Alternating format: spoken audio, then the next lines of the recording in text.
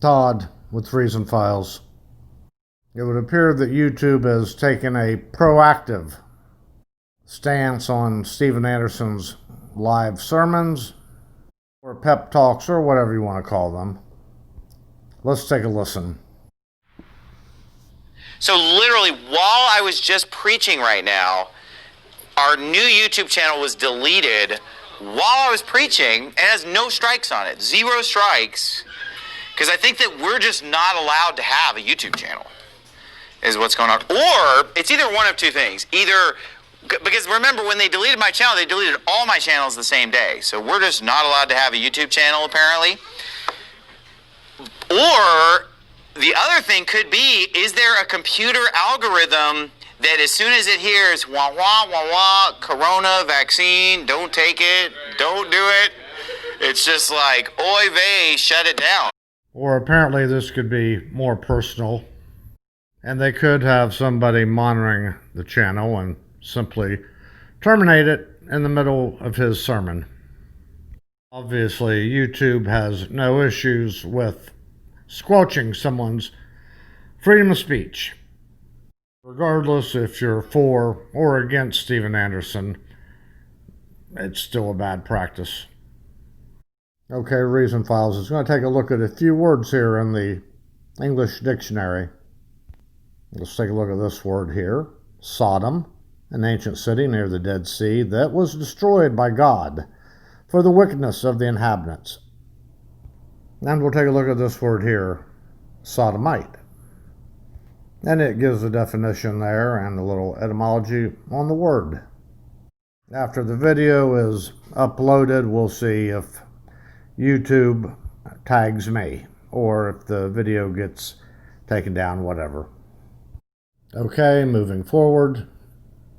I mean, this is crystal clear on what Roger Jimenez is doing.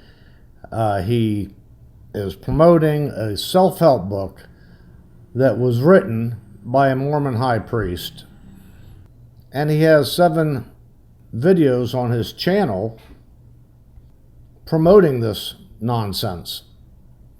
When this author of the book, Stephen Covey, is explaining, well, this is what the Alma did, or this is what Zeno did, or whoever in the Book of Mormon that he's pointing out, if we see Roger Jimenez in a Mormon gown being baptized in a Mormon temple in the future, we will know exactly what happened.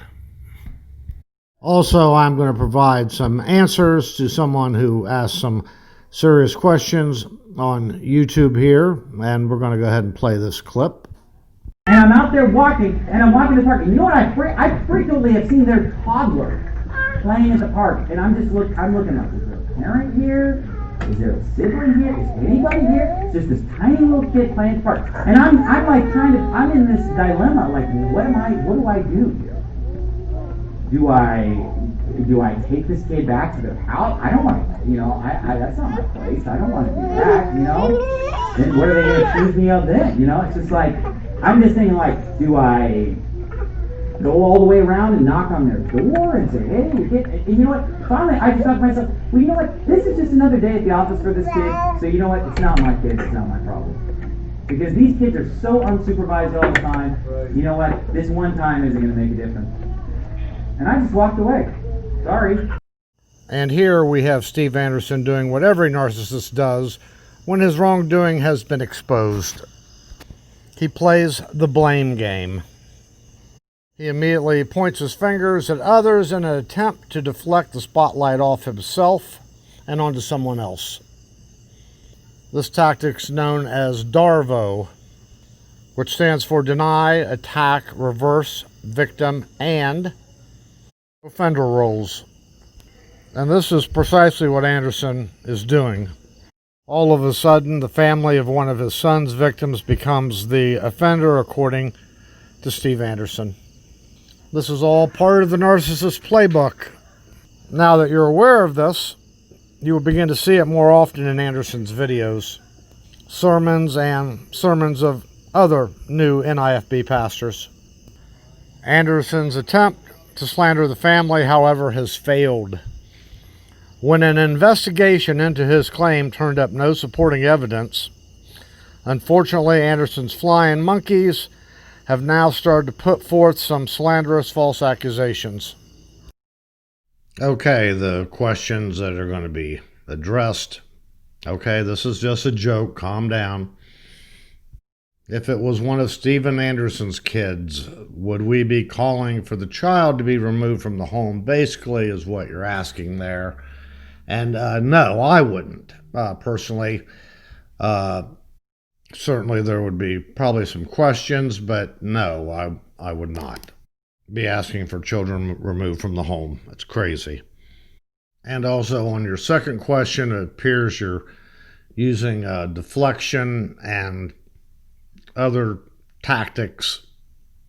You know, Steven Anderson is one that made this statement during the service about the toddler and the park, why he would walk away and not make a record of this, not report it.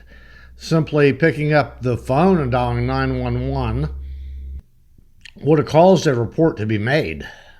And where he's worried about, well, what would they think? To hell with what they think. What do you think? You're the one who found the toddler. Also, we have people saying it didn't happen, and is Steven Anderson capable of lying? Well, of course he is, just like anybody else. And if he's lying and bearing false witness behind the pulpit, that's another reason for him to be disqualified.